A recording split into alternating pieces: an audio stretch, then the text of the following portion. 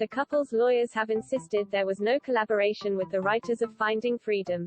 But a bombshell witness statement from their former communications secretary Jason Naff contradicted the claims. During a dramatic day at the London court yesterday, it was also said that Meghan crafted a private letter to her father knowing it could be exposed, and called him "Daddy" to pull at the public's heartstrings if it did leak. She then sued a newspaper that revealed the contents of the letter for breach of privacy. The former actress said she had only written the letter because senior members of the royal family had put pressure on her and Harry to deal with her father after he began to criticize them. Meghan and Harry have consistently claimed that they never collaborated with authors Omid Scobie and Carolyn Durand on Finding Freedom. The book presented their version of the events that led to their decision to quit their senior royal positions last year. They even threatened legal action against the Daily Express for suggesting they did cooperate. But a witness statement from their former communications secretary Mr. Naff, presented at a hearing over a newspaper's decision to publish extracts of a letter Meghan wrote to her father, flatly contradicted their claim. Mr. Naff, who now works as chief executive of the Duke and Duchess of Cambridge's charitable foundation, said he had briefed the authors at the royal couple's request, and that there had been multiple conversations with Meghan about the book. He said, while the authors discussed it with me as part of normal contact with the Kensington Palace press office, the Duke and Duchess later authorised specific cooperation in writing in December 2018. He detailed conversations he said he had with both Harry and Meghan about giving the authors information while the royal couple avoided direct contact with the writers and agreed to deny any involvement with the book.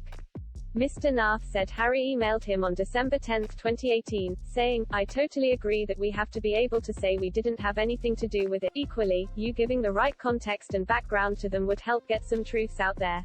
On the same day, he said Meghan wrote, "For when you sit down with them it may be helpful to have some background reminders, so I've included them just in case. I know you are better versed at this than most, but assisting where I can. Let me know if you need me to fill in any other blanks." In a witness statement, which like Mr. Naff's was made public by lawyers after a request from the media, Meghan apologized. She said, "In the light of the information and documents that Mr. Naff has provided, I accept that Mr. Naff did provide some information to the authors for the book and that he did so with my knowledge, for a meeting that he planned for with the authors in his capacity as communications secretary." She insisted that when she approved a statement saying she had not cooperated with the authors, "I did not have the benefit of seeing these emails and I apologized to the court for the fact that I had not remembered these exchanges at the time. I had absolutely no wish or intention to mislead the defendant or the court." In a written statement in September last year, her lawyer Justin Rushbrook QC told the High Court, the claimant and her husband did not collaborate with the authors on the book, nor were they interviewed for it, nor did they provide photographs to the authors for the book. Mr. Scobie supported her story, even though she later complained that much of his book was inaccurate.